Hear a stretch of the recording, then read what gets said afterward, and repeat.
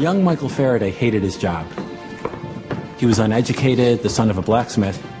He'd been lucky to become a bookbinder's apprentice. But Faraday craved one thing. He craved knowledge. He read every book that passed through his hands. He developed a passion for science. All of his free time and his meager wages were poured into his self-education. He was on the threshold of an incredible journey into the invisible world of energy.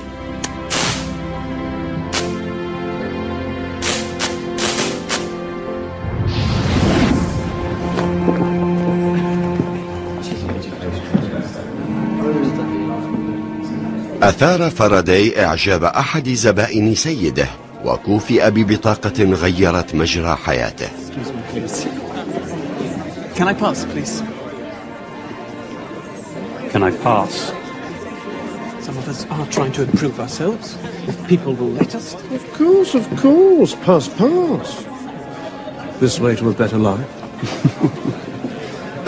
In the early 1800s, science was a pursuit of gentlemen, something Faraday was clearly not. He had a rudimentary education, he'd read widely, he'd gone to public lectures.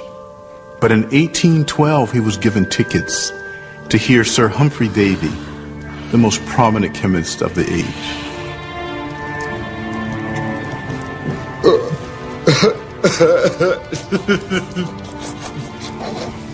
كان علماء القرن التاسع عشر نجوم عصرهم. كانت محاضراتهم ذائعة الصيت، ومن الصعب الحصول على بطاقة دخول لحضور إحداها. كان ديفي منتشيا بمكانته.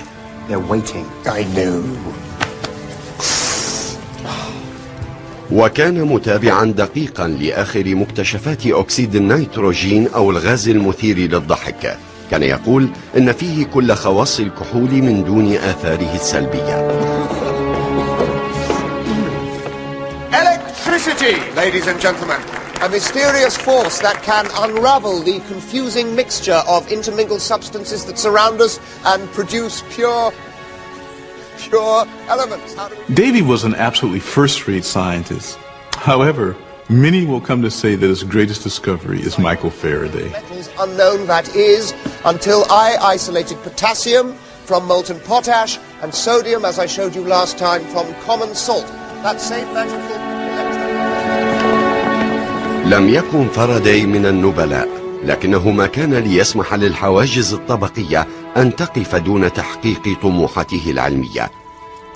عمل ليل نهار ليجعل ملاحظات المحاضرات بين دفتي كتاب من أجل بطله الجديد.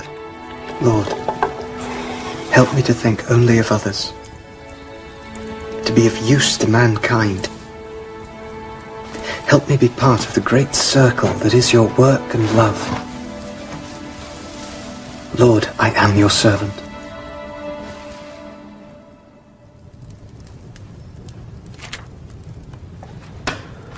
Well, this is excellent work, Faraday. So what is it you aim to do with your life?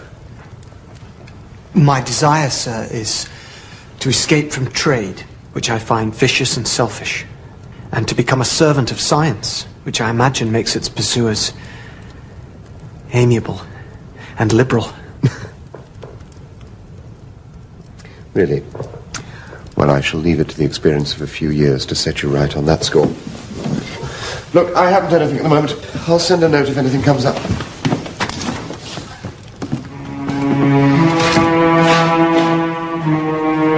على الرغم من هذه الانتكاسة المذلة، قرر فاراداي التخلص من الكدح اليومي، وتكلل سعيه بالنجاح.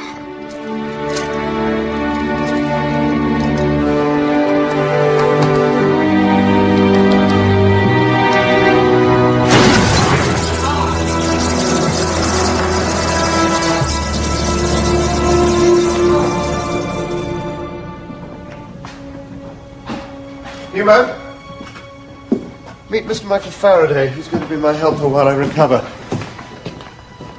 He assures me he is a Christian fellow. Perhaps with God and Faraday in charge of the chemicals, you and I will be safe in our place of work. Thank you, Professor Davy. Welcome, Faraday. Oh no, thank you, and thank you, Sir Humphrey. Just stick to your job and do as you're told, and you'll be fine, Faraday.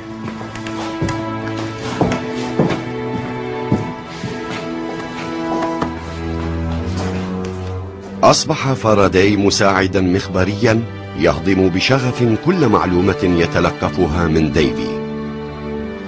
لكن مع مرور الزمن استطاع التلميذ أن يتفوق على أستاذه. الكهرباء كانت صرعة تلك الأيام. لقد تم اختراع البطارية وأجريت كل أنواع التجارب، لكن أحدا لم يكن يدرك معنى القوة الكهربائية. The academic establishment at the time thought that electricity was, like a fluid flowing through a pipe, pushing its way along. But in 1821, a Danish researcher showed that when you pass an electrical current through a wire and place a compass near it, it deflected the needle at right angles. كانت تلك أول مرة يشاهد الباحثون فيها تأثير الكهرباء في المغناطيس. أول لمحة لقوتين كان يعتقد أنهما منفصلتان، وتبين أنهما متحدتان بطريقة لا تفسير لها. Faraday, come look at this. Another bright spark around here. Perhaps you can work it out. Ersted's reported an amazing finding. We're just replicating it here. Let's try the compass on the other side. Now, that is remarkable. But if the electrical force is flowing through the wire, why does the needle not move in the same direction, parallel to the wire? Quite. Let's try turning the whole apparatus round.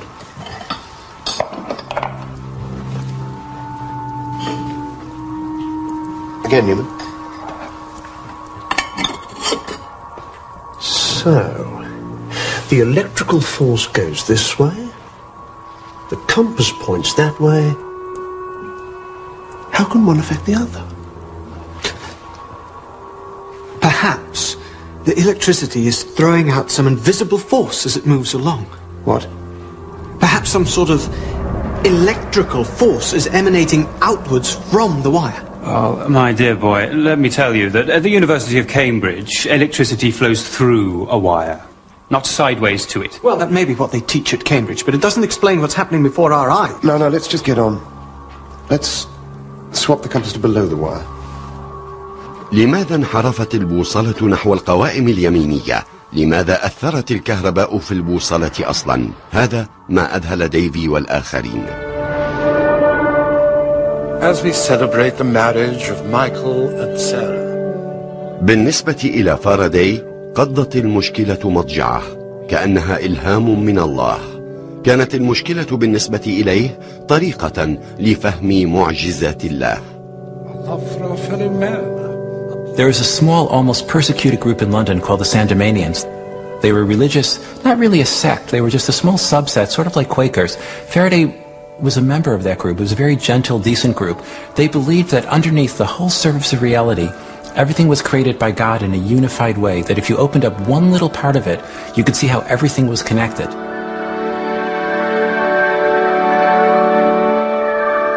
Michael Faraday was someone who, like Einstein, thought in terms of pictures. Faraday was different from anybody else. He had a flair for understanding his experiments, for understanding what was really going on inside them. عندما حرك فاراداي البوصلة حول السلك، بدأ يلاحظ نمطا معينا.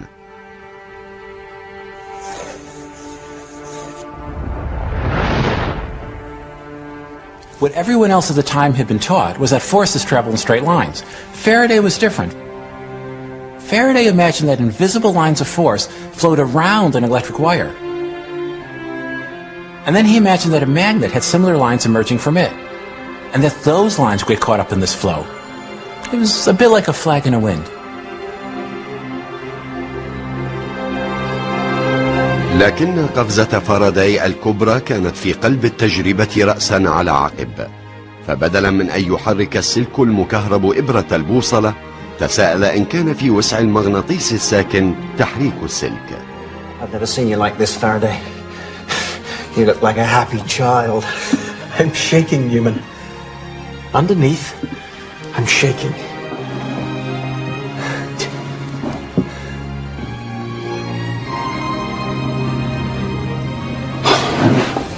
You see, John?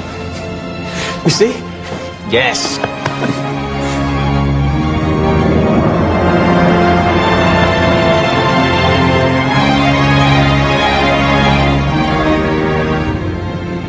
This is the experiment of the century. It's the invention of the electric motor. Scale up the magnets and the wires, make them really big. Attach heavy weights to them, and they'll be dragged along.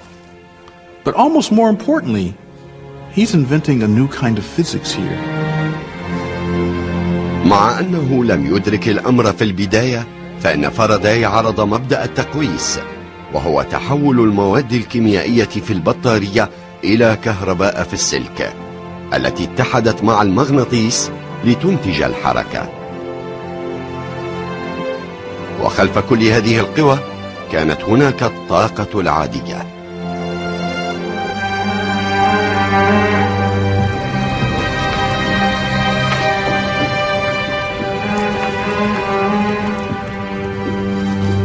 A couple of months earlier, Davy had been elected president of the Royal Society, which was the elite body of English science. But then he saw this great discovery published in the Quarterly Journal of Science. I don't know if he was envious, but he certainly saw that this young man who had been his assistant, this mere blacksmith's son, had come up with one of the greatest discoveries of the Victorian era.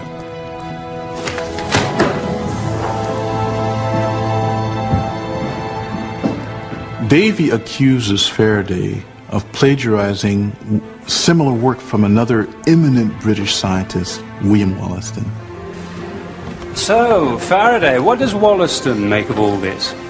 He's written to me and assures me that he's taken no offence. And he acknowledges that what I published was entirely my own work. Right. Davy is just being an ass. But will Davy now retract his allegation? Sadly, no. In fact, he's still vehemently opposed to you being elected a member of the Society. Really? And what do you think? Faraday, my dear boy, you have my vote. And mine. And I believe you even have Wollaston's. Oh, what a mess. Well, no matter. It's the science that counts. So tell me, how does this wire of yours spin round its magnet? What mysterious forces are at play? There seems to be an electromagnetic interaction. In my mind, I see a swirling array of lines of force spinning out of the electrified wire, like a spiraling web. But invisible lines of force, it's all a bit vague, isn't it? Faraday, might I have a word in private? Certainly.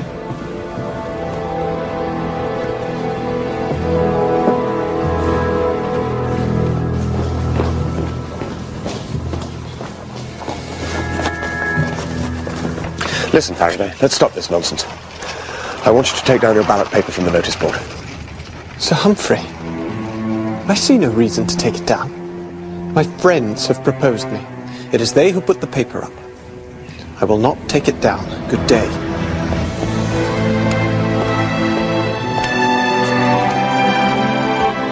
تم انتخاب فاراداي عضوا في الجمعية الملكية، وتوفي ديفي بعد 5 سنوات نتيجة استنشاق الكثير من الغازات.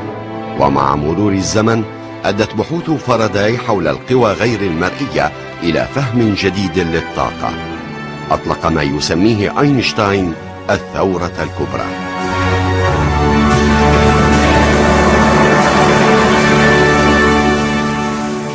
في قلب عالم الطاقة المثير هذا نشأ أينشتاين.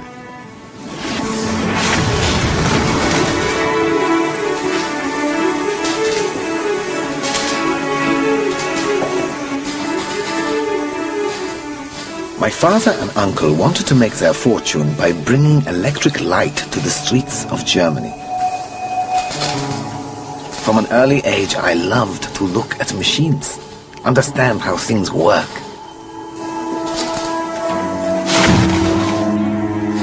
He's going to kill himself. Albert, stay there.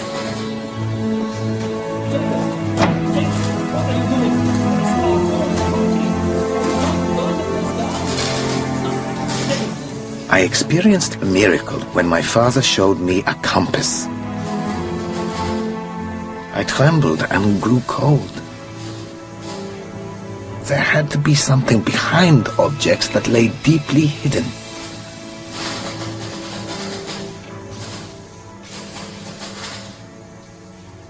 At high school, they had their ideas about what I should learn. I had my own. I was merely interested in physics, maths, philosophy, and playing the violin. Everything else was a bore. Einstein! On your feet! As you obviously know everything about geology, tell me, how does a rock start run here? It's pretty much the same to me whichever way they run, Herr Professor.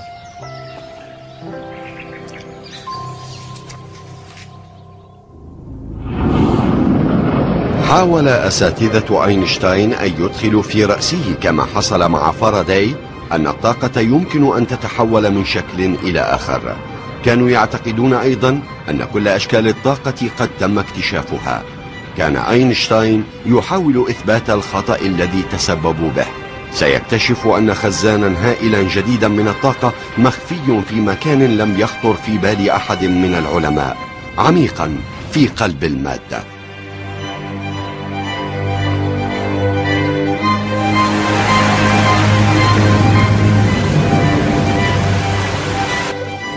قبل 100 عام من ولادة أينشتاين كان الملك لويس ال15 على عرش فرنسا، لكن سلطة الملكية المطلقة على الشعب كانت قد بدأت تواجه التحديات.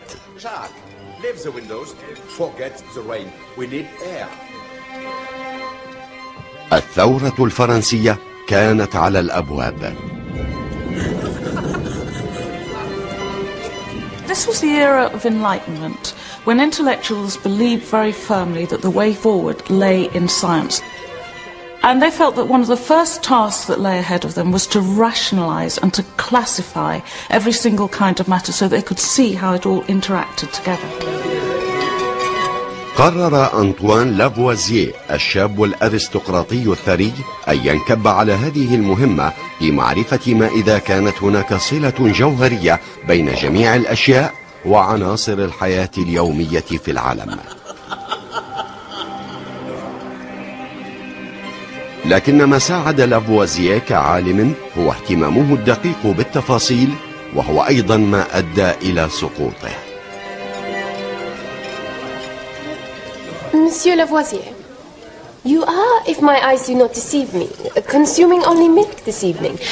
First you had a glass of milk, now you are eating a bowl of milk. Will you next move on to a plate of milk? Your precise observations commend you as a lady of scientific curiosity, mademoiselle. Most unusual. As you seek knowledge, so I shall dispense it. For the last 5 weeks, I have taken nothing but milk. Good God, man.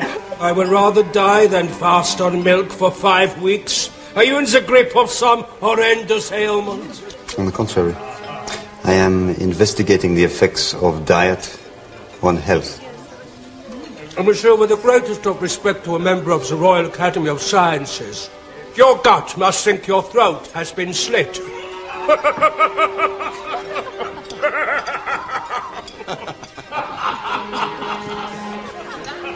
Whereas your gut, Count, is no doubt petitioning the Academy for a widening of your throat. Marianne, how dare you insult the Count? Don't forget what the Count offers. Not just marriage, but think of how you will be introduced to all the salon. You will be the toast of Paris. Would it not be a shame, madame, to burden you with the duties of matrimony before you have had a chance to experience your curiosity for nature? Shall we all go through? It's getting rather hot in here.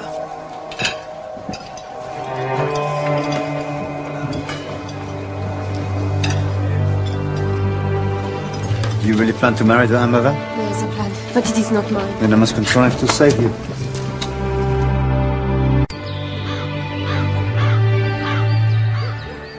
لم يكن لافوازييه عالما بالمعنى المهني، كان مدير تنفيذ الضرائب في باريس. كانت فكرته الكبيرة هي بناء سور ضخم حول المدينة وفرض الضريبة على كل ما يدخل أو يخرج منها، لكن ضرائبه على السلع البسيطة كالخبز والخمر والأجبان لم تجعله محببا لدى مواطني باريس العاديين. هذا الشاب المفرط الدقة والحساسية كان مع ذلك لا يحرم نفسه أحيانا من بعض الممارسات العاطفية. في عام 1771 تزوج لافوازييه من ماري آن بولز ابنة زميله في دائرة الضرائب، وبذلك أنقذها كما وعد من زواج معد مسبقا من كونت يكبرها ب40 سنة.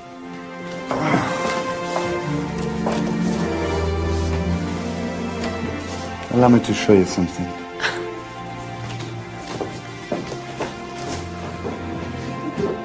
Lavoisier, I think, found his job as a tax collector really rather tedious, and the times he looked forward to were the evenings and the weekends when he could indulge his passion for chemical experimentation.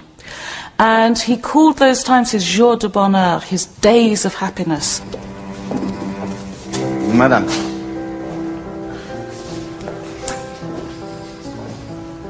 What will happen if I take a bar of copper or iron and leave it outside in the rain for months on end? Madame Lavoisier. Monsieur Lavoisier. The metals. What will become of them? Is this a verbal examination? Prior to an examination proper, sir? I really seek the truth. Then you joy with me, monsieur, for you know the truth. The copper will become covered in a green verdigris, and the iron will rust. I believe the term is calcined. Most impressive, my charming wife. But let me press you further. When the metal rusts, does it get heavier or lighter? Why, sir, I think you mean to trap me. Oh. Then perhaps this little butterfly should land and allow me to take a closer look. Every last citizen in France of sensible age knows that when a metal rusts, it wastes away. It gets lighter and eventually disappears. Stop. I have not finished. Contain yourself, sir. There is more. In a recently published pamphlet by a brilliant young chemist, Antoine Lavoisier demonstrates that the iron combines with the air. It, in fact, becomes heavier. Most impressive. I intend... Now, whatever you intend, monsieur, I intend to be by your side. I will learn all I can about your science and become your worthy colleague.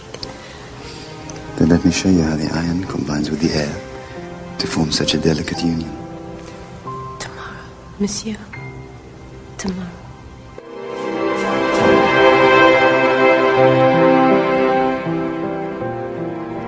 تعلمت ماري آن الكيمياء قرب زوجها، لكنها بحثت عن وسائل مختلفة لتساعده في عمله. تعلمت الإنجليزية لتتمكن من ترجمة الكتب العلمية المعاصرة، وتابعت دروس الرسم لكي تسجل بتفصيل كل ما يعملانه معا. كانت تدير المختبر وتمثل مؤسسة لافوازييه في المجتمع. كانت محور جهود البحث العلمي. That is a terrible thing to say. You are a cheeky man. This way, please, gentlemen.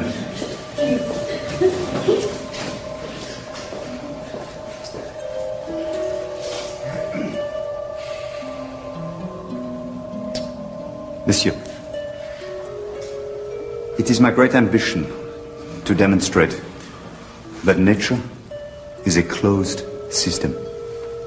That in any transformation, no amount of matter, no mass, is ever lost and none is gained. Over here, please.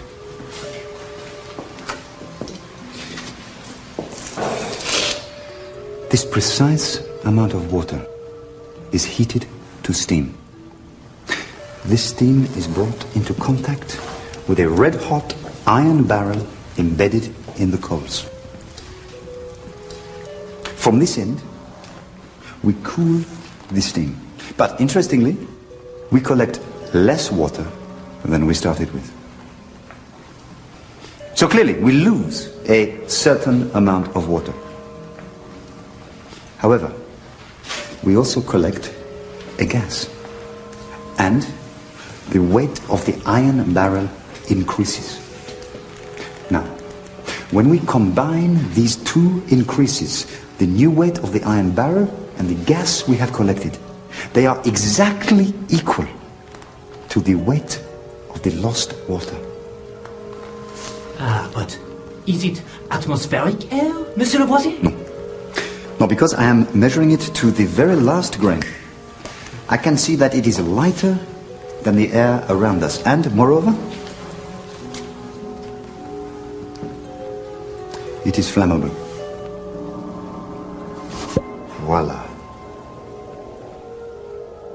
Water is made out of hydrogen and oxygen.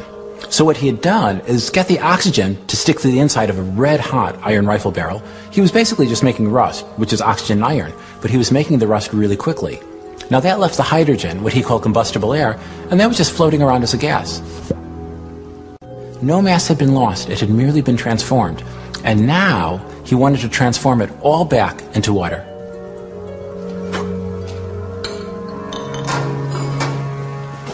This is only the beginning. In the next few months, I hope to demonstrate that I can recombine this combustible air with vital air and transform them both back into water. I will recreate exactly the same amount of water that was lost here in this process.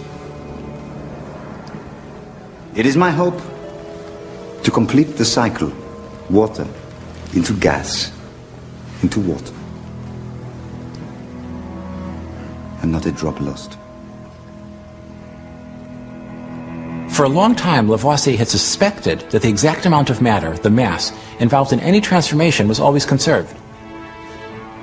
But to prove this, he had to perform thousands of experiments, and he had to do the measurements with incredible accuracy. That's where his great wealth from being a tax collector came in. He could afford to commission the most sensitive instruments ever built. He became obsessed with accuracy.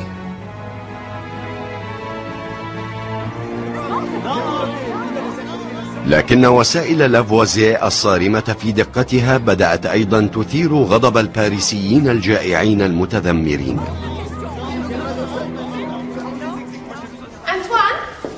Antoine! Oh, wake up, Antoine! Sorry. What time is it? It is almost time to receive Monsieur Marat. The Academy asks you to assess his designs. He claims to have made a great discovery. Oh, Antoine, have you forgotten? Oh, God. There's another charlatan with an idea to peddle. God give me patience.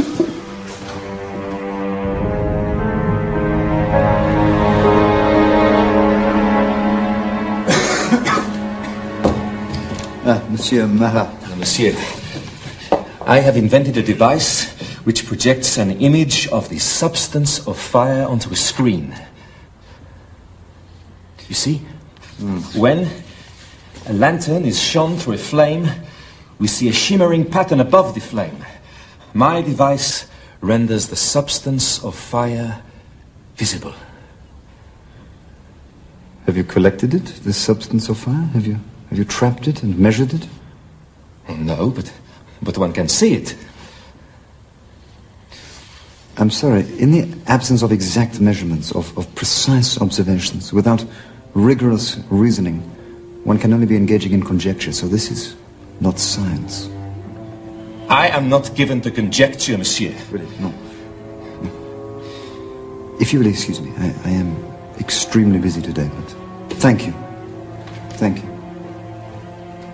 So that is all? Then good day, monsieur!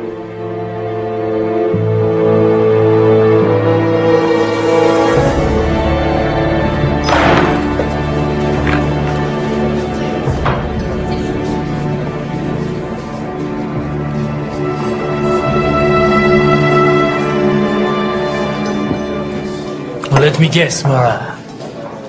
King Scientific Despot has decreed that your invention does not conform to the version of the truth as laid down by the Academy. Lavoisier. He talks about facts. He worships the truth. Listen to me, my friend. They are all the same, the Royal Academies. They insult the liberty of the mind. They think they are the sole arbiters of genius. They are rotten to the core, just like every other tentacle of the king. The people. It is they who will determine right and wrong. Don't worry. In my next pamphlet, I will expose this persecutor of yours.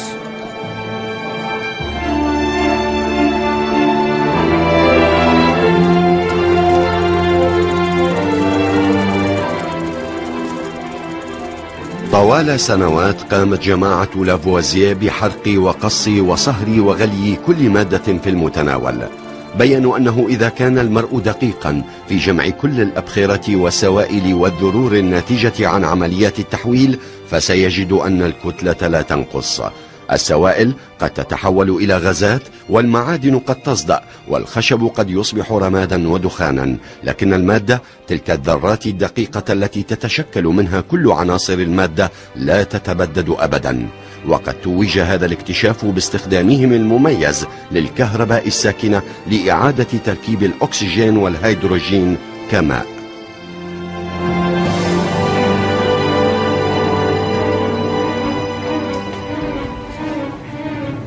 What is happening?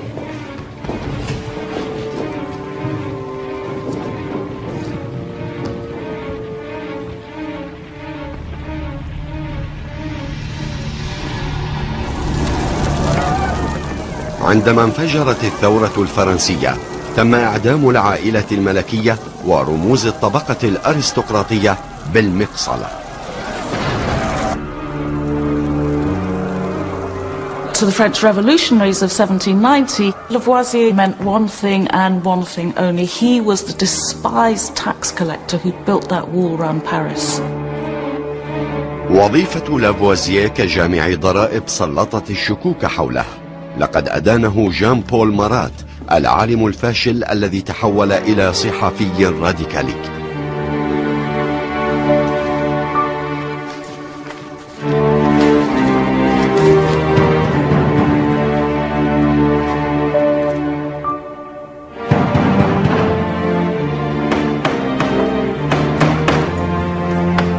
Où est Lavoisier? Je sais pas.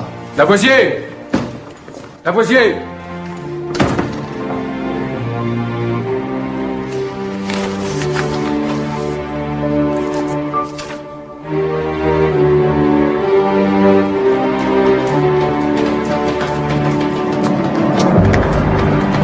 Lavoisier!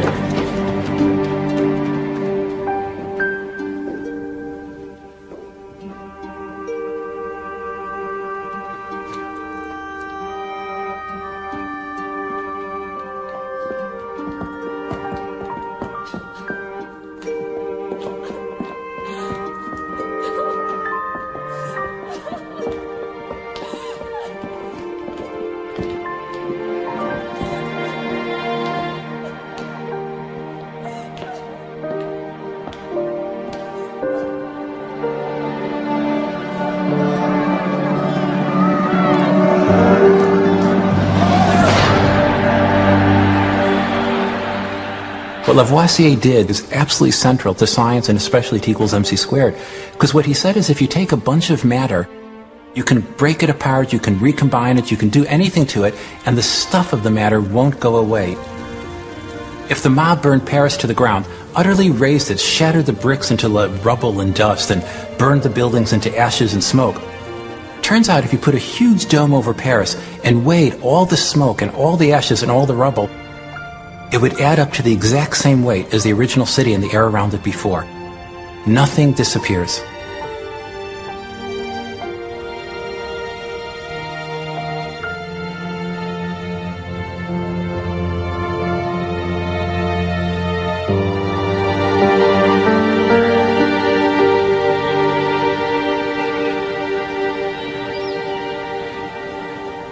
بعد قرن من ذلك الزمن تم تصنيف الطبيعة إلى نوعين: الطاقة، القوى التي تحرك الأشياء، والكتلة، وهي المواد التي تتشكل منها تلك الأشياء. علوم القرن التاسع عشر كلها استندت إلى هذين التصنيفين الأساسيين. القوانين التي كانت تحكم أحدها لم تكن تنطبق على الآخر، لكن أينشتاين الشاب حديث العهد بالفيزياء لم يكن يحب القوانين. What happened to you? It is more than a little ironic, having been reprimanded yesterday by that idiot Professor Pernay for poor attendance, that I should in fact attend a practical lesson, which was as long as it was boring and utterly pointless, by the way, only to be the victim of an explosion of my own apparatus. So it was your own fault then? Thank you. And how are you today, Fraulein Marriage? Extremely well, Herr Einstein. All the better for seeing you have escaped the physics laboratory with your life. Well, in order not to alarm you any further, I pledge to forever continue my studies here at the Café Bahnhof, reading only the great masters of theoretical physics and eschewing the babbling nonsense of the polytechnicians. It's about all you ever do. It's getting a little stuffy in here, Fraulein Marriage. Would you care to take a walk with me? There's something I'd like to discuss with you. Why, Herr Einstein? Of course. Perhaps you'd like me to tell you what you have missed in lectures this week.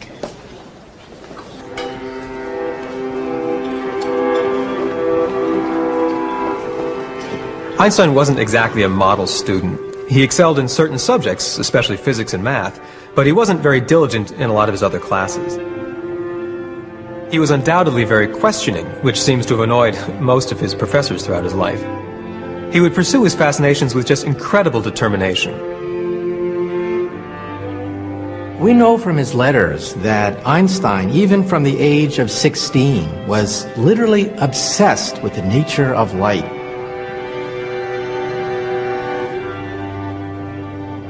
Everyone he could speak to, his friends, his colleagues, even his then girlfriend, Mileva Merrick, who had become his wife, everyone he badgered with the question, what is light?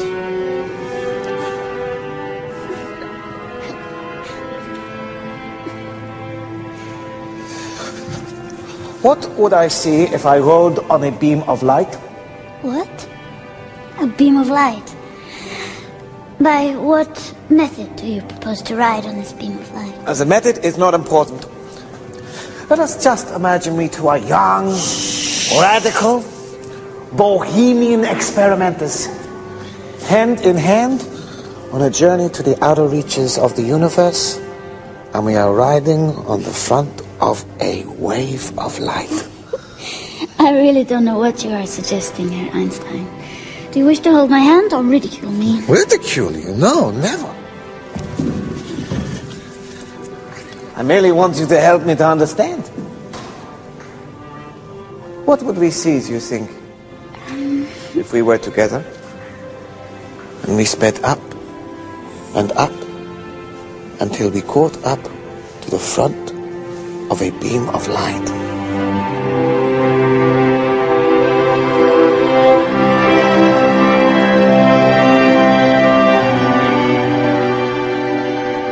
الملاحقة المستمرة للضوء التي شغلت أينشتاين هي التي أحدثت ثورة في العالم.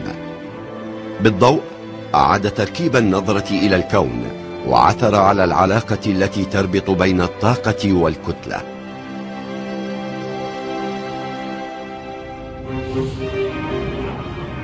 الضوء يتحرك بسرعة تبلغ 670 مليون ميل في الساعة، لهذا استخدم العلماء حرف السين للدلالة على السرعة.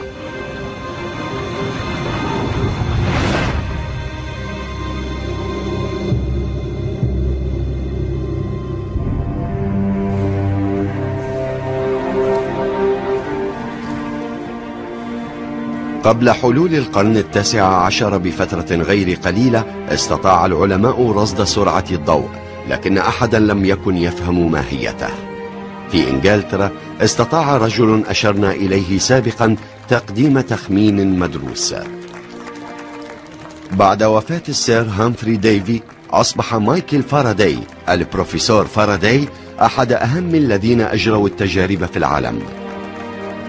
كانت المؤسسة العلمية لا تزال ترفض فكرة أن الكهرباء والطاقة المغناطيسية إن هما إلا مفهومان لظاهرة واحدة سماها فاراداي الكهرومغناطيسية. مع ذلك كان عليه أن يقدم عرضا أكثر إثارة لجمهوره. Invisible lines that can emanate from electricity in a wire, from a magnet, or even from the sun. For it is my contention that light itself is just one form of these vibrating lines of electromagnetism. بذل فاراداي جهده طوال 15 سنة لإقناع المشككين بأن الضوء هو موجة كهرومغناطيسية، لكنه كان يفتقر إلى الرياضيات المتقدمة لدعم رأيه. أخيرا جاء ما يؤازره. البروفيسور جيمس كلارك ماكسويل آمن بصحة رؤية فاراداي البعيدة النظر، وكان لديه الطريقة الرياضية لإثباتها.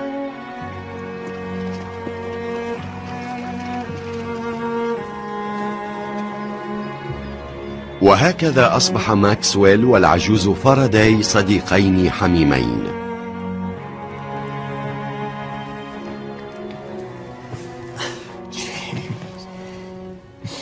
James, forgive me. A word of advice. Don't get old. Michael, how are you? I'm fine. Memory isn't too good. Well, I thought you might like to see what I've just published. Oh, yes. Yes.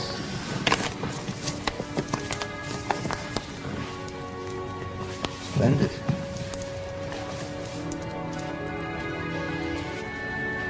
So your results show that when electricity flows along a wire, what it actually does is create a little bit of magnetism. And as that magnetic charge moves, it creates a little piece of electricity. Electricity and magnetism are interwoven, like a never-ending braid. So it is always pulsing forward. It's wonderful. Michael, there's something very crucial in maths. This electricity producing magnetism and magnetism producing electricity, it can only ever happen at a very particular speed. The equations are very clear about it. They come up with just one number. 670 million miles per hour. I'm not sure. It's the speed of light.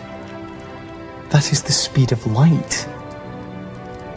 You were right all along. Light is an electromagnetic wave. أثبت ماكسويل أن فاراداي كان محقا. الكهرباء والمغناطيس هما مظهران لوحدة أعمق، لقوة تدعى اليوم الكهرومغناطيسية، تنتقل بسرعة 670 مليون ميل في الساعة. أما بشكلها المرئي فهي ليست أكثر من الضوء نفسه.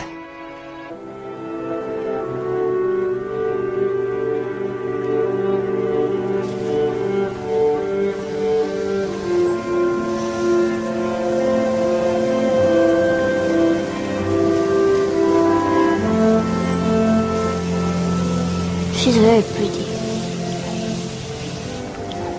Yes. But can she soar and dance like our dark souls do?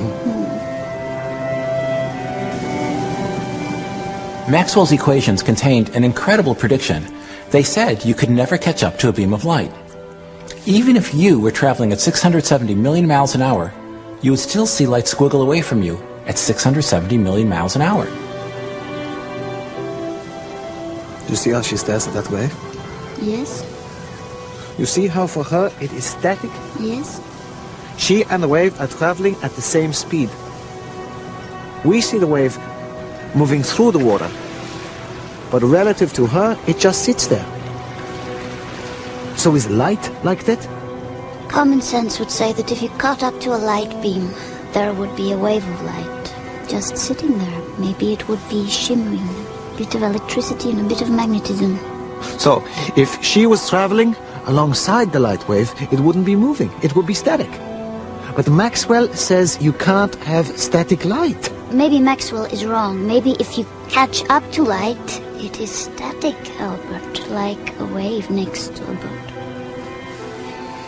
Imagine if I was sitting still and holding a mirror to my face. And the light travels from my face to the mirror, and I see my face. Yes? However, if I and the mirror were traveling at the speed of light... You're going at the same speed as the light leaving your face. Exactly. The light never reaches the mirror. So would I be invisible?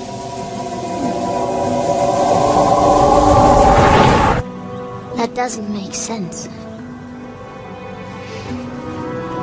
كان أينشتاين الشاب قد بدأ يدرك أن الضوء لا يشبه أي نوع من أنواع الموجات.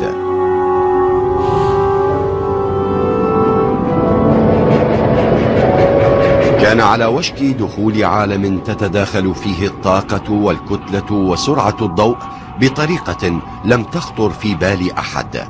لكن كان هناك جانب رياضي يحتاج أينشتاين إليه، وهو عملية التربيع الرياضية اليومية.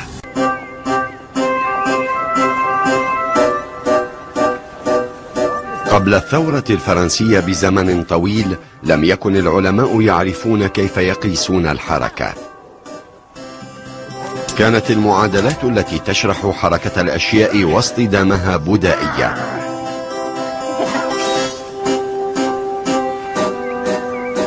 أما المساهمة الهامة في هذا الموضوع فجاءت من مصدر غير متوقع.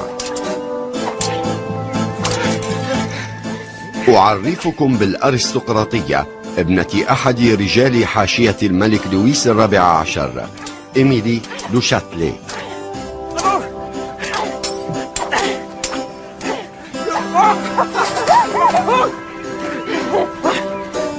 Quickly, father's coming. إيميلي دو شاتلي كان لها تأثير كبير في الفيزياء خلال حياتها القصيرة.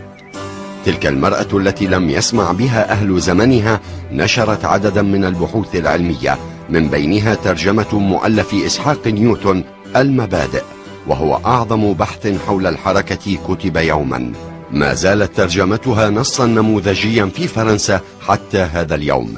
In one sense, she is a woman utterly out of her true time and place. She's a philosopher, a scientist, a mathematician, a linguist. She demands a freedom that women didn't begin to enjoy until over 150 years later.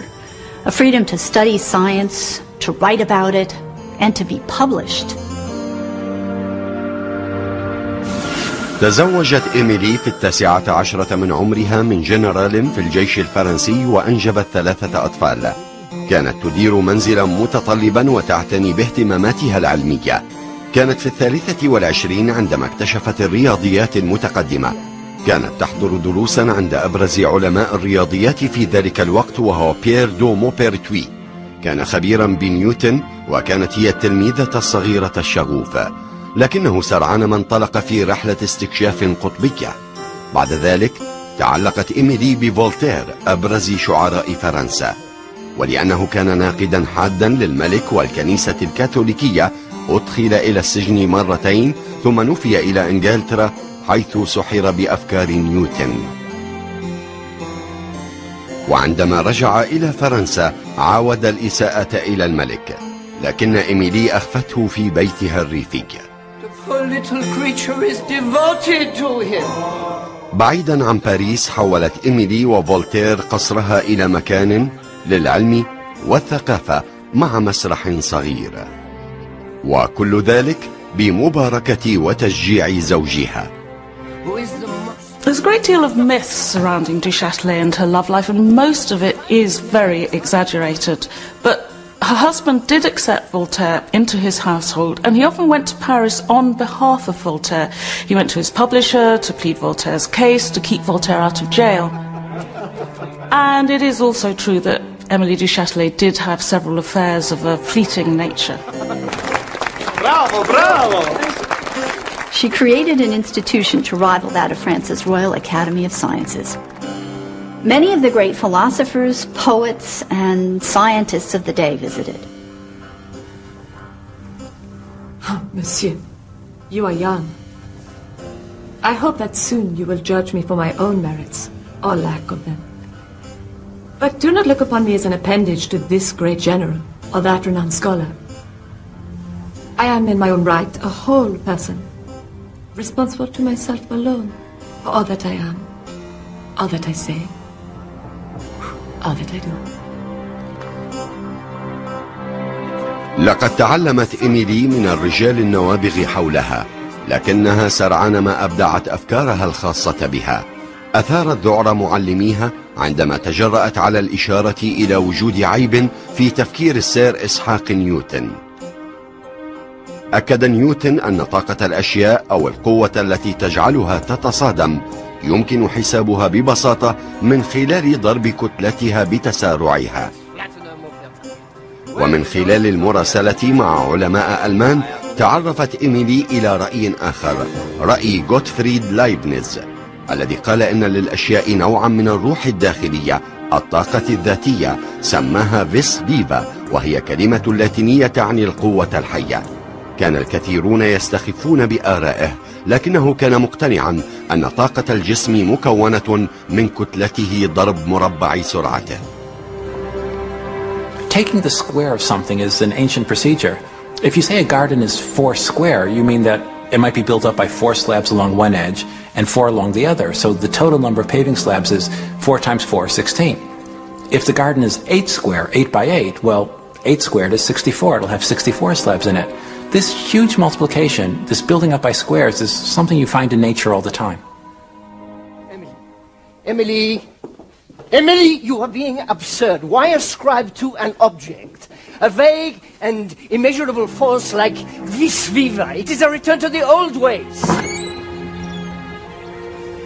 It is the occult! When movement commences, you said it is true that a force is produced which did not exist until now.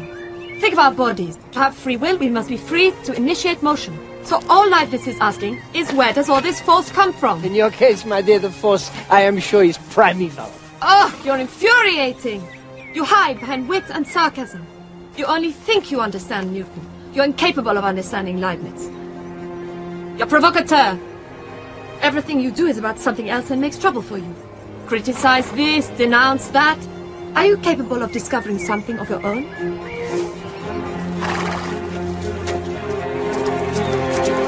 I discovered you!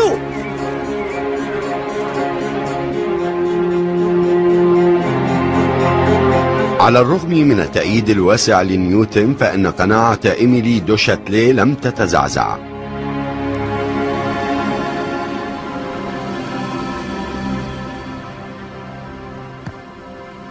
وفي النهاية عثرت على تجربة قام بها عالم هولندي يدعى ويليم سيغرافيساند أثبتت وجهة نظرها. Graafsand in Leiden has been dropping lead balls into a pan of clay. Dropping lead balls into clay? How very imaginative. Using Newton's formulas, Monsieur Voltaire, he then drops a second ball from a higher height, calculated to exactly double the speed of the first ball on impact. So, Monsieur, care for a little wager? Newton tells us that by doubling the speed of the ball, we will double the distance it travels into the clay. Leibniz asks us to square that speed.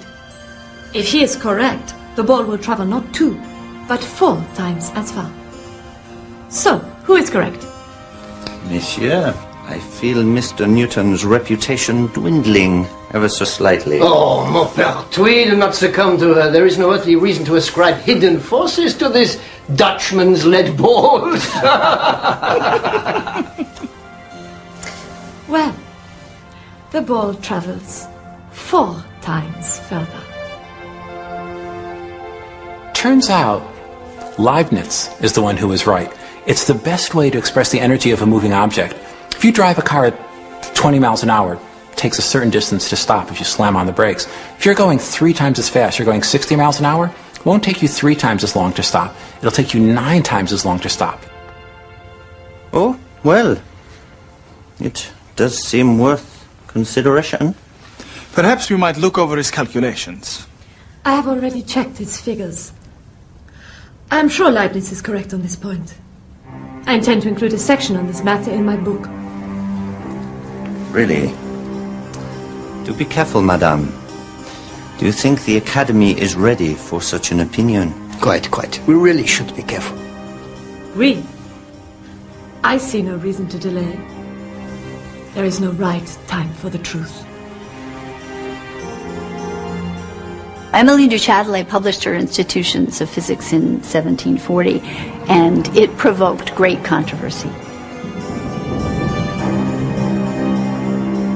Voltaire wrote that she was a great man whose only fault was being a woman. In her day, that was a great compliment.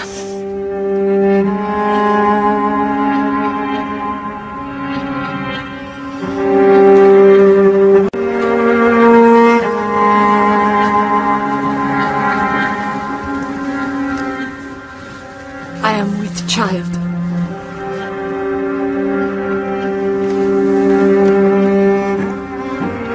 You are sure? Undoubtedly. 2 to 3 months. I'm afraid that... You are afraid? You should...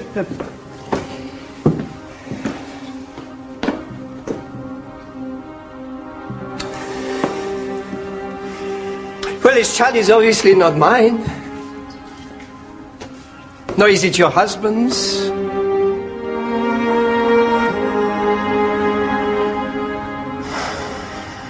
Oh, Émilie.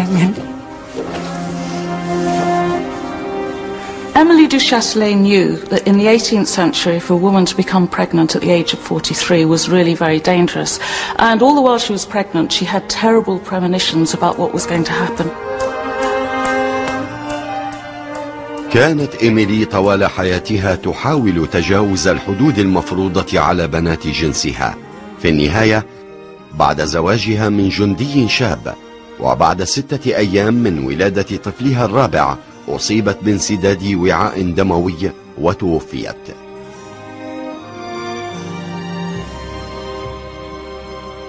أثارت نظرية إيميلي أن طاقة الجسم معادلة لمربع سرعته جدلا حادا.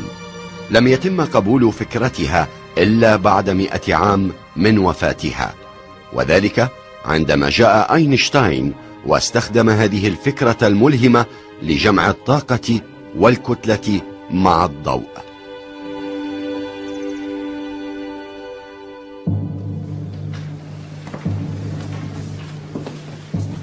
راح أينشتاين يطارد الضوء خلال وبعد المرحلة الجامعية.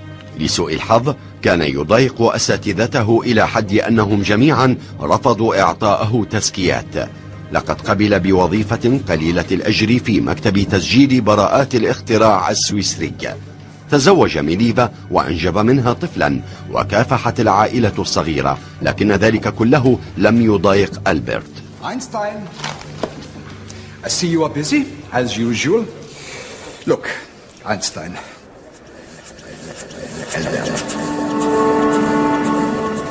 You have shown some quite good achievements, but listen, about your promotion. I really think it would be better to wait until you have become fully familiar with mechanical engineering. I'm sorry. Perhaps next time.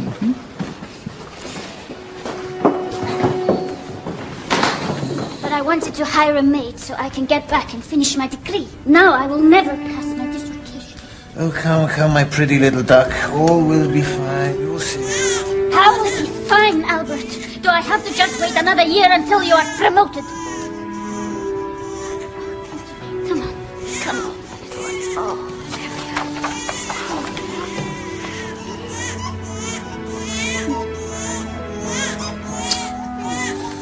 All will be fine. All will be fine. You'll see. There really is a very charming but but kind of a self-centered streak to Einstein. He focuses only on his particular obsessions. If the rest of the world fits in around him, that's fine. If they can't, it doesn't bother him.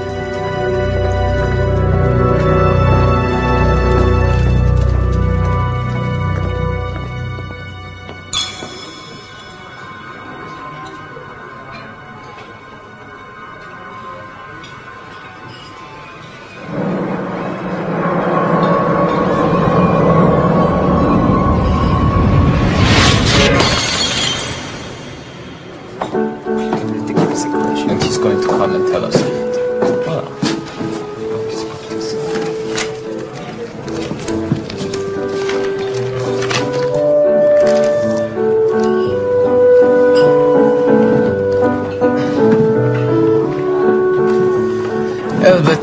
Albert, a pretty neck and your head spins. So, we must behold and comprehend the mysterious. Well, that kind of mysterious is going to get you into trouble. I'll tell you what is truly mysterious. The secret of a long and happy marriage. The mathematics are fine, if a little unconventional, but this only works for big systems. It'll fall down when you apply it to small systems. I disagree. Oh no. Here we go. Another grand theory by Herr Albert Einstein, a patent clerk, third class. What would happen if one applied those formulae to electromagnetic radiation? Albert, you can't just take one bit of physics and apply it without proper regard to a completely different area. Why not? Albert, I know you like the grand linkages, the big theories, but wouldn't things be better all round if you just got going in some small area? Got a university post, get a decent wage, for God's sake. At least Mileva could study again. Then she'd be happy, and you'd be happy. Ah, the vulgar struggle for survival. Food and sex. Spoken like a true bourgeois. Bessel, I want to know how God created this world. I'm not interested in this or that phenomenon, in the spectrum of this or that element. I want to know his thoughts. The rest? The details. Yes, but you can't feed your children on his thoughts, Bertie.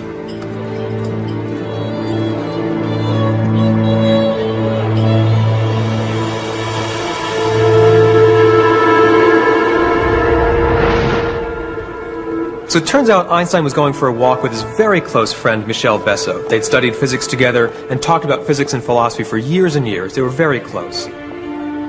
They had cornered the question of light from every possible angle.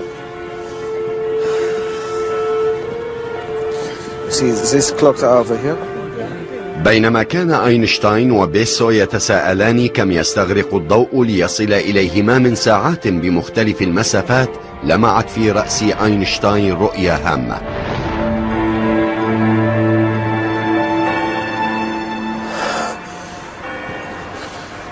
Thank you.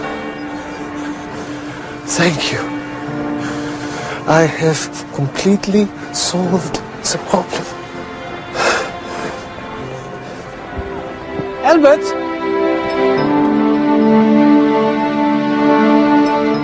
What Einstein did was completely turn the problem on its head.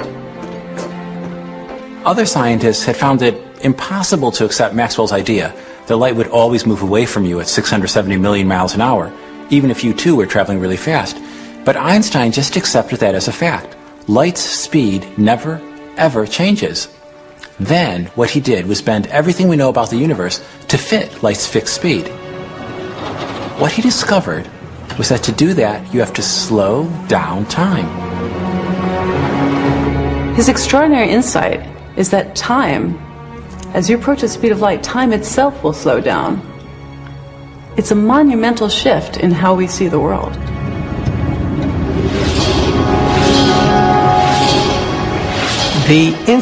The very instant when Einstein had this brilliant insight that time could slow down, well, the floodgates began to open. You see, before then, people had assumed that time was like a wristwatch on God's hand, that it beat at a steady rate throughout the universe, no matter where you were. Einstein said no, that the tick-tick-tick of this wristwatch was actually the click-click-click of electricity turning into magnetism, turning into electricity. In other words, the steady pace of light itself.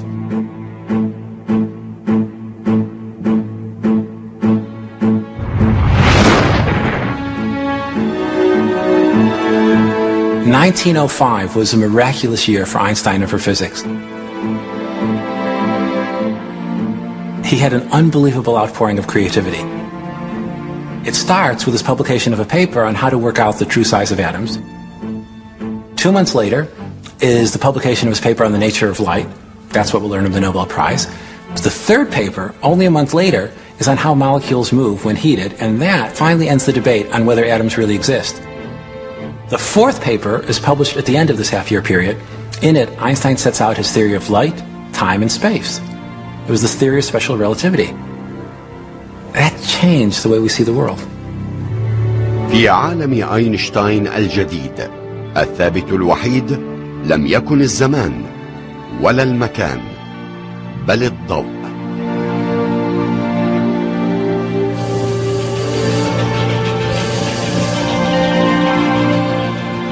لكن عام أينشتاين المشهود لم ينتهي.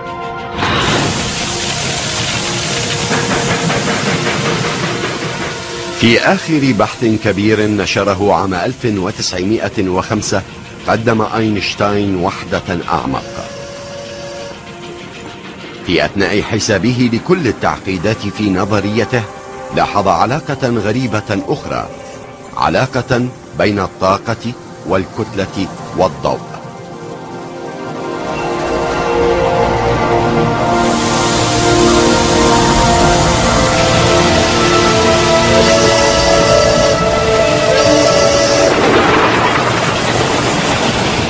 Einstein realizes that the speed of light is kind of like a cosmic speed limit.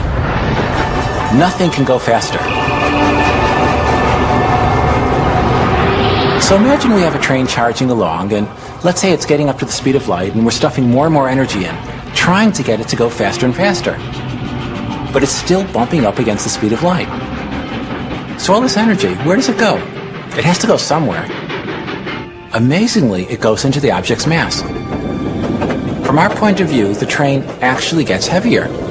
The energy becomes mass.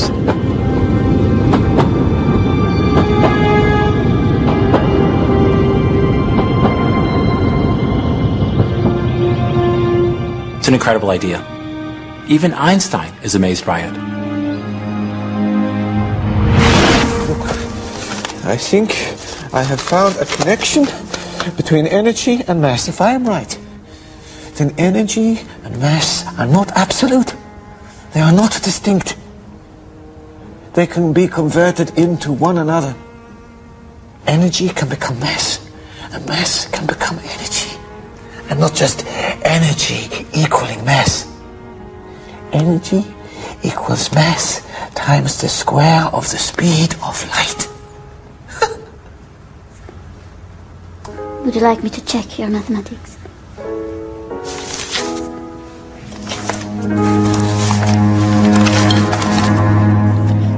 أرسل أينشتاين ورقته الخامسة عام 1905 للنشر. ب3 صفحات فقط أوضح أن الطاقة والكتلة تربطهما علاقة مربع سرعة الضوء E يساوي MC مربع.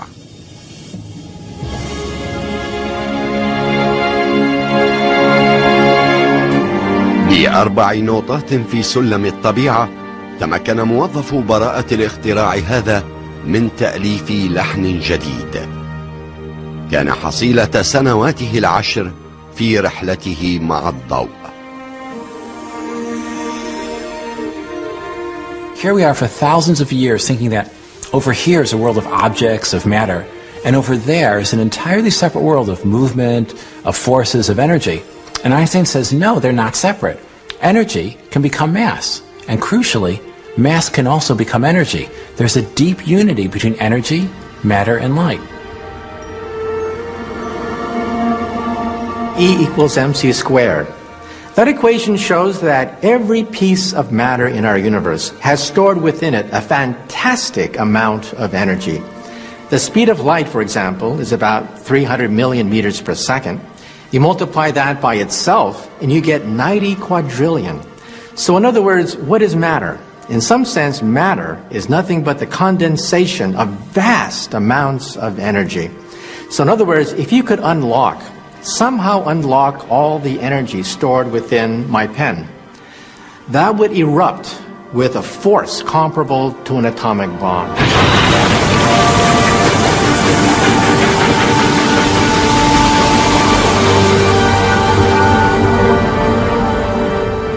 After Einstein's fifth great 1905 paper, physicists no longer spoke of mass or energy. They're now the same thing to us.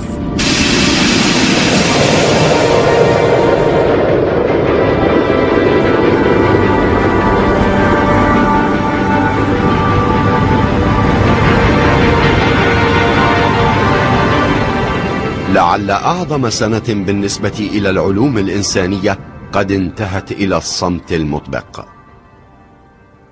لقد نشرت المقالات من دون أن تعطي أي صدى.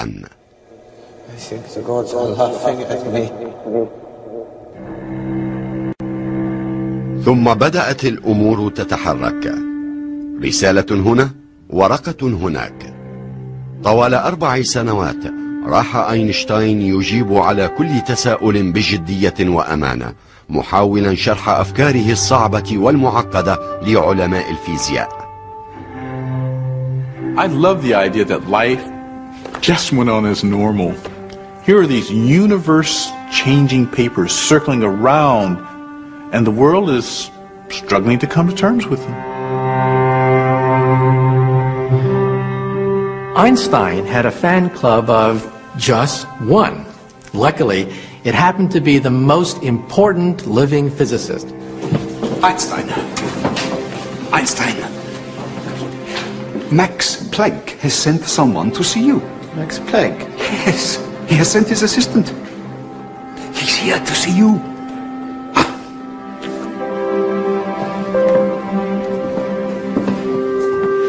ماكس بلانك أبرز الفيزيائيين حث على التعامل مع أينشتاين بجدية. بعد 4 سنوات من الانتظار عين أستاذا للفيزياء في جامعة زيورخ، ومن هناك انطلقت شهرته. نصب أستاذا للفيزياء في برلين ليحقق شهرة عالمية ويصبح علما في بلاده. لقد غدا أبا الفيزياء المعاصرة بلا منازع.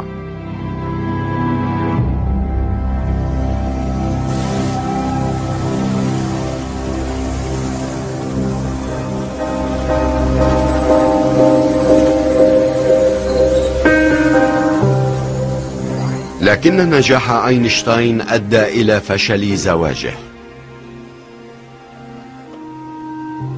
في عام 1919 طلق ميليفا وتزوج ابنة عمه.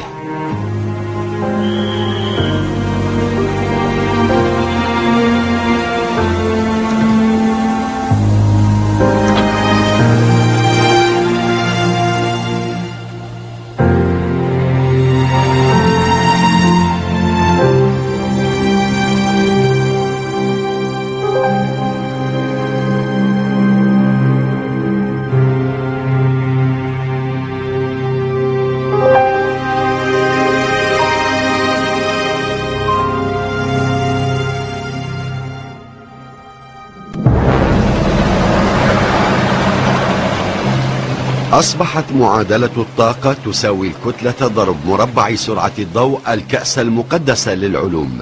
لقد أنبأت بمخزون الطاقة الهائل الكامن في الذرة. ظن أينشتاين أن سبرها سيستغرق 100 سنة من البحوث، لكنه لم يتوقع أن يتم سبرها خلال الحرب العالمية الثانية في ألمانيا الهتلرية.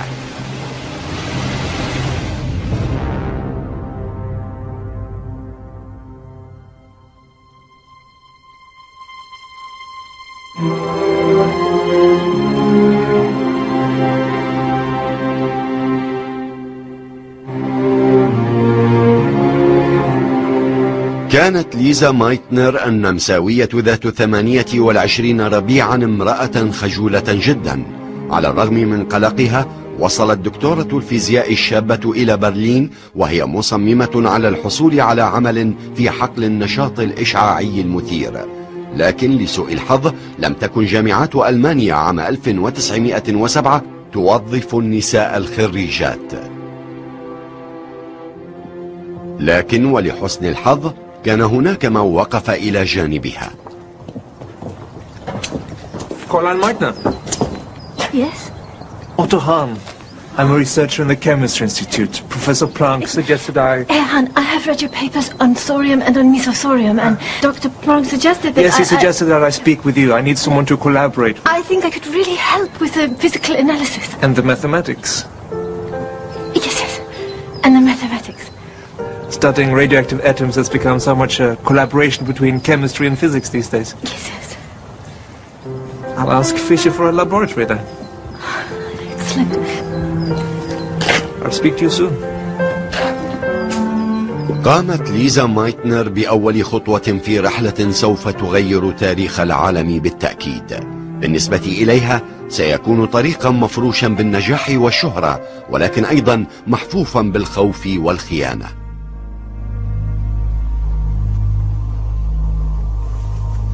At this time, not a lot was known about the atom.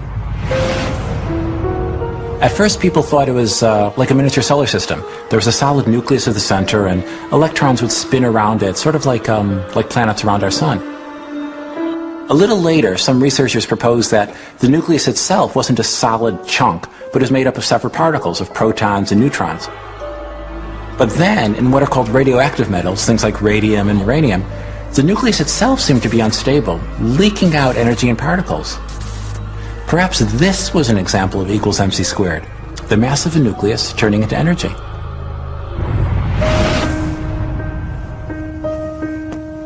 تعاون مايتنر وهاهن في فك أسرار الذرة بدأ بظروف غير متساوية، فقد قدم له مختبر، أما هي فأرغمت على العمل في مستودع للأخشاب. I see you haven't set your hair on fire. Herr Hahn? The boss, he thinks that if he lets women into the Chemistry Institute, they'll set their hair on fire. Oh, so his beard must be fireproof. Good day, Herr Hahn. Good day.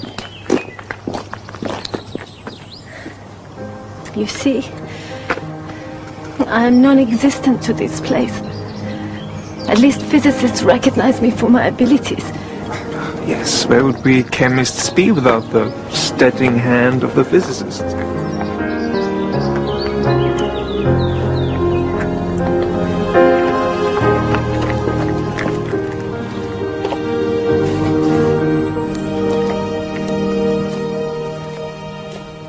It took years, but Lisa lost her shyness eventually. In 1912, she and Hahn moved to the brand new Kaiser Wilhelm Institute for Chemistry, where their status was really that of equals. Lisa became the first woman in Germany ever to have the title of professor.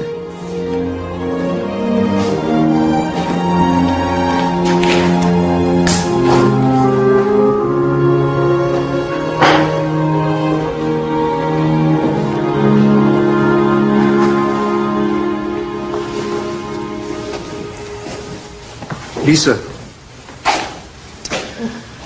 I am Muse. Remember the art student I told you of? Yes, Edith. Yes, well, I have asked her to marry me, and she has accepted.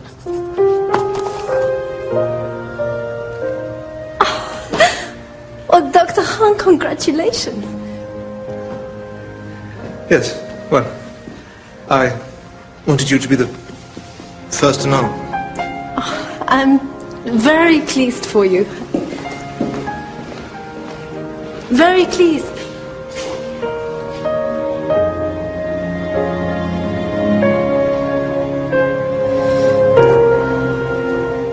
Lisa Meitner was warm-hearted by nature. She had many friends, and she may have wanted to have a closer relationship with Otto, but it really does seem that physics was Lisa's first love, maybe even her passion. كانت العشرينيات والثلاثينيات السنوات الذهبية للبحوث النووية. أشهر نواة في تلك الفترة كانت نواة اليورانيوم التي تحتوي على 238 بروتونا ونيوترونا. كانت مايتنر وهاهن يتصدران المتسابقين حول معرفة إمكانية تشكيل نواة أكبر بإضافة مزيد من النيوترونات. The atom, pretty familiar. Nucleus in the center, electrons orbiting around. The nucleus is our focus. The nucleus made up of protons and neutrons. Now, the largest nucleus that we know is that of the uranium atom. Its nucleus is a tightly packed structure of 238 protons and neutrons. The thrust of our work is to try to fire neutrons into this huge structure, and if we can get a neutron to stick in here, it will be a breakthrough.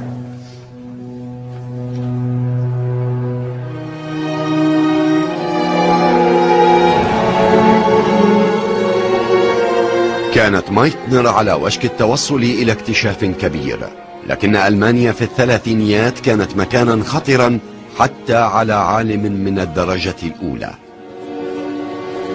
The US endangers our institute.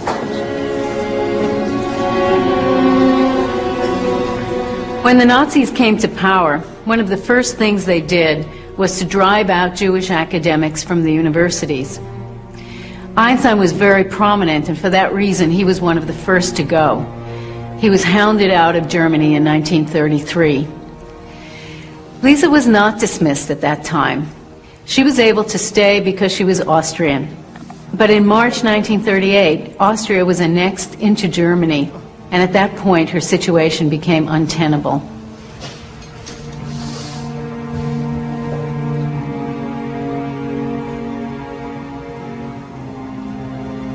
What is it? Frightening news. What's happened? Kurt Hess is going around saying that I should be got rid of. I actually knew. I heard today I was going to speak to the treasurer of the institute before I told you. We'll speak to him tomorrow. Come on, let's get you home. It's late.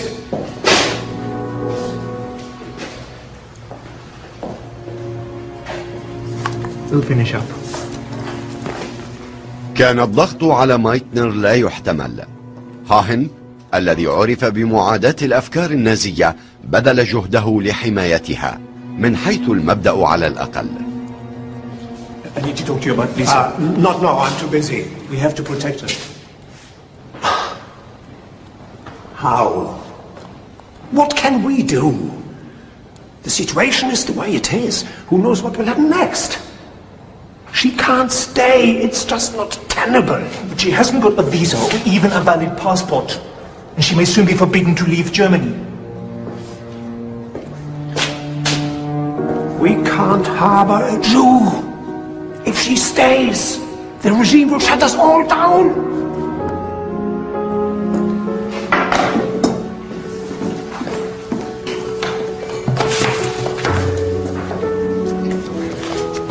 Lisa.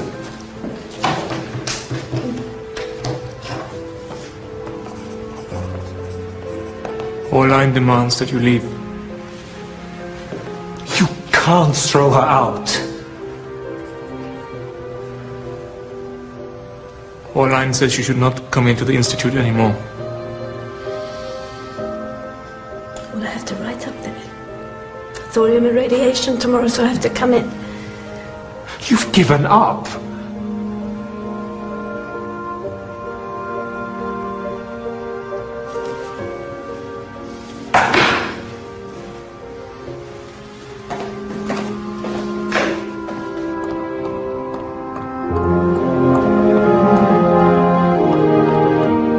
عندما تبين أن مايتنر قد تطرد أو تعتقل، راح الفيزيائيون في أنحاء أوروبا يدعونها لمؤتمرات مقدمين لها مبررات للخروج من ألمانيا.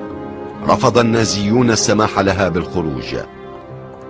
في تموز عام 38 ذهب أحد زملائها الهولنديين إلى برلين وهربها معه في قطار إلى هولندا. كانت الرحلة مرعبة إلى درجة أنها في لحظة ما توسلت إليه أن يعيدها، لكن على الرغم من الخطر المحدق تمكنت من العبور.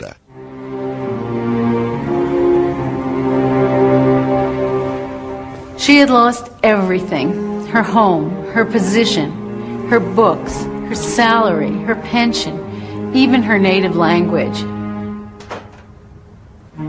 She had been cut off from her work just at the time when she was leading the field and was on the brink of a major scientific discovery. لم تكترث ليزا بالحرمان الذي عانته. كان بالها لا يزال مشغولا بالفيزياء، والمدهش أنها تمكنت وهاهن من التعاون عبر الرسائل. I hope, my dear Otto, that after 30 years of work together and friendship in the Institute, that at least the possibility remains that you tell me as much as you can about what is happening back there.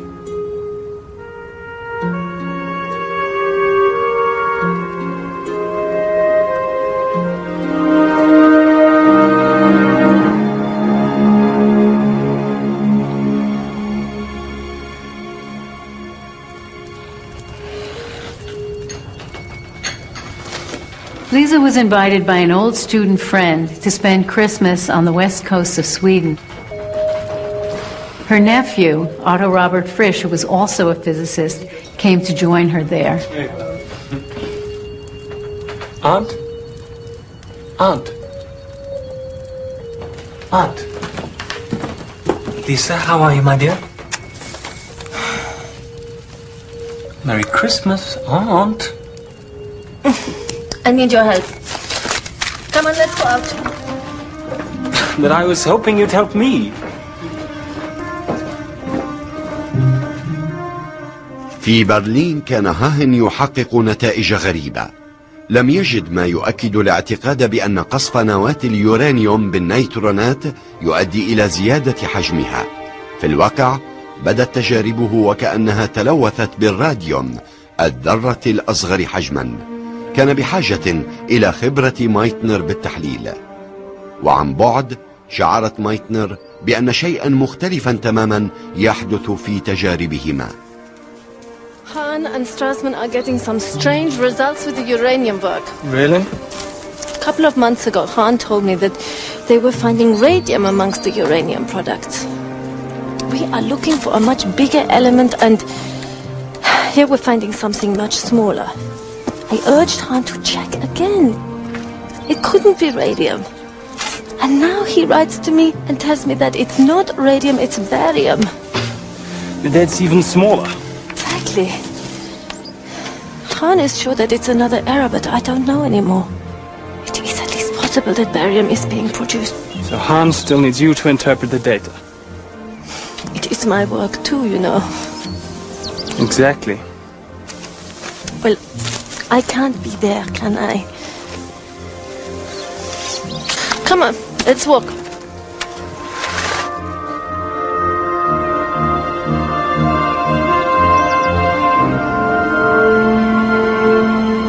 Surely he's made a mistake, hasn't he?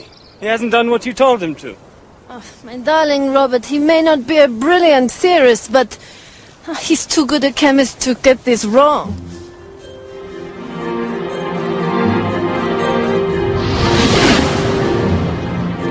If you imagine a drop of water, a big drop, it's unstable, on the verge of breaking apart.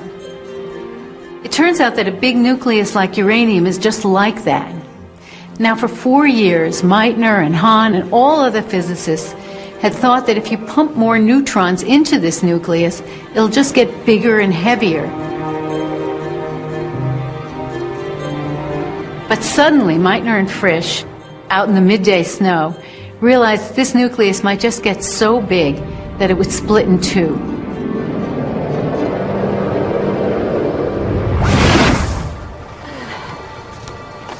If the nucleus is so big that it has trouble staying together, then couldn't just a little tiny jog from a neutron... Yes, but if the nucleus did split, the two halves would fly apart with a huge amount of energy.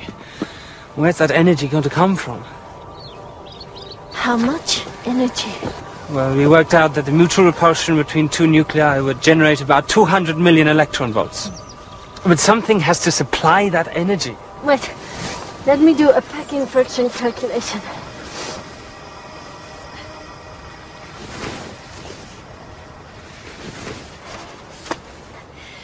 The two nuclei are lighter than the original nucleus of the uranium by about 1/5 of a proton in mass. What? So some mass has been lost. Einstein's E equals mc squared. If we multiply the lost mass by the speed of light squared, we get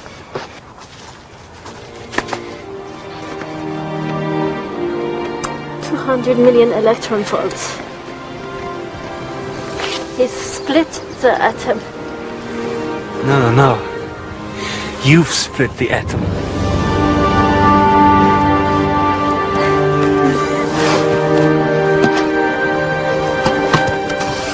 It was an amazing discovery. Of course, in the laboratory, we're talking about tiny amounts of uranium and correspondingly tiny amounts of energy. But the point is that the amount of energy released was relatively large, and that it came from the mass of the uranium itself. The energy released was entirely consistent with Einstein's equation E equals mc squared.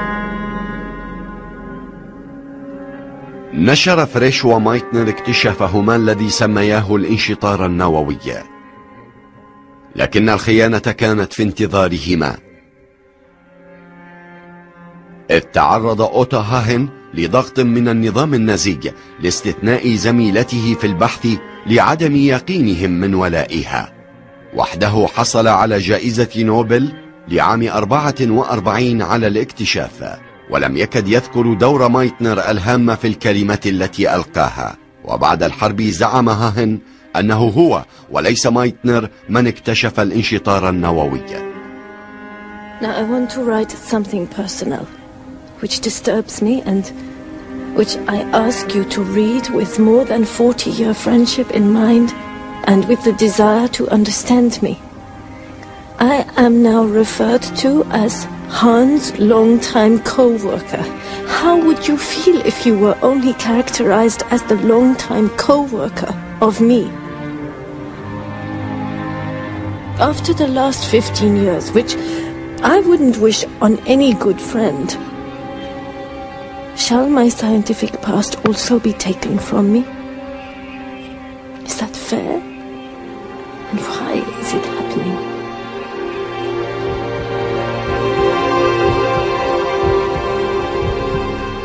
Lisa Meitner had been working on this for 30 years. She'd only broken apart a handful of atoms, but that was enough. Once she had broken even one, the genie was out of the bottle. What Meitner had started, after that, physicists around the world began to realize they could take it a lot further.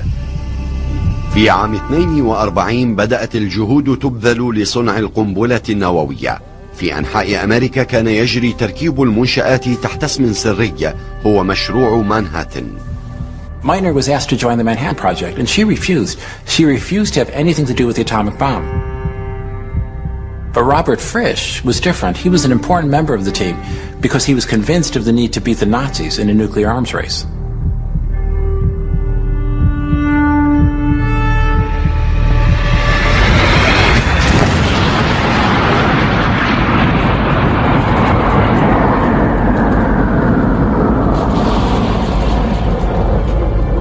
لم تستخدم القنبلة النووية ضد ألمانيا، لكن القنبلتين اللتين ألقيتا فوق هيروشيما وناكازاكي عبرتا عن القوة التدميرية الكامنة في معادلة الطاقة تساوي الكتلة ضرب مربع سرعة الضوء.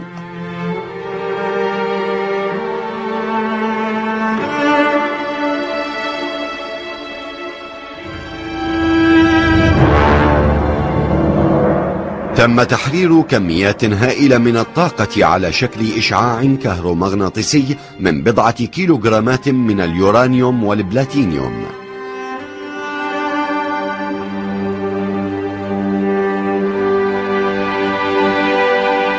إن كانت بحوث أكثر علماء الدنيا موهبة قد أدت إلى اختراع سلاح دمار شامل، لكن المعادلة نفسها كان لها حكاية موازية تتصف بالإبداع والجمال.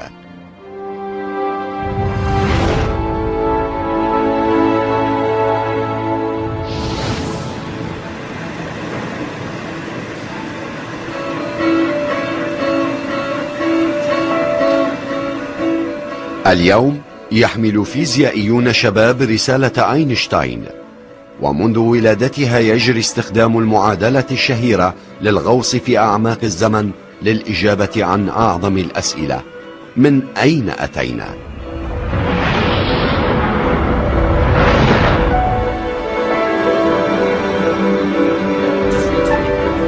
في مسرعات الجسيمات دفع الباحثون مكونات الذرة باتجاه سرعة الضوء وصدموها معا لتخلق ظروفا أشبه بظروف الانفجار الكبير.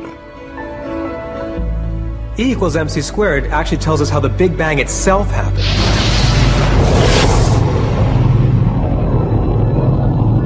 In the first moments of creation, the universe was this immensely dense, immensely concentrated eruption of energy. As it rushed apart and expanded, huge amounts of energy, or E, were converted into mass, or M. Pure energy became matter. It became the particles and atoms, and it eventually formed the first stars.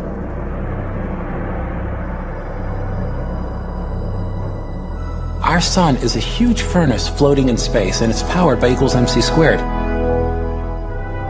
Now it turns out every second 4 million tons of solid mass of the sun disappears. Comes out as energy, not just a little bit of energy. It's enough to light up our entire solar system, make the solar system glow with heat and light. And not only do stars emit energy in accordance with E equals mc squared, the whole process actually creates life itself. Eventually, a massive star dies. The debris floats around, clusters together, gets pulled into the orbits of another star and becomes a planet.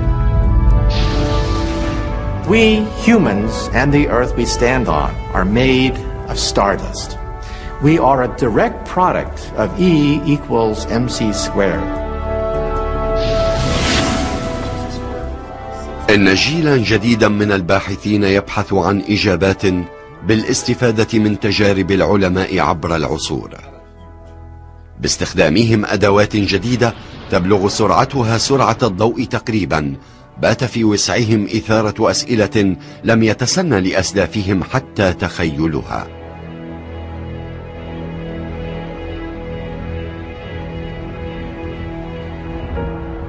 كان أينشتاين يعرف أن رحلة الاكتشاف مؤلمة أحيانا ومفرحة أحيانا أخرى. إنها قديمة قدم الفضول البشري ولا تتوقف أبدا.